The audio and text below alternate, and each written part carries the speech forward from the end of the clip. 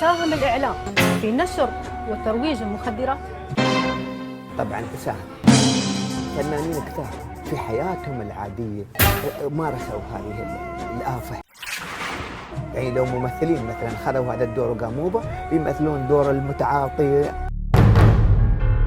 حتى الأخبار اللي تروج عن المخدرات، حتى عن اسم المخدرات، على أساس أن التحذير، ولكن في نفس الوقت ساهم في نشر هالأشياء. قاعدة سيدنا الشيخ محمد حفظه الله مسلم المتماسكة، طرق الحياة واضحة. اللي يبغي صحته عنده ثلاثة أشياء بسيطة. أول شيء يتغذى صح، يمارس التمارين الرياضية، وثالث شيء يعيش بسلام وبهدوء. أسرتنا متماسكة. أيوة، ما في شك، أسرتنا متماسكة. الله.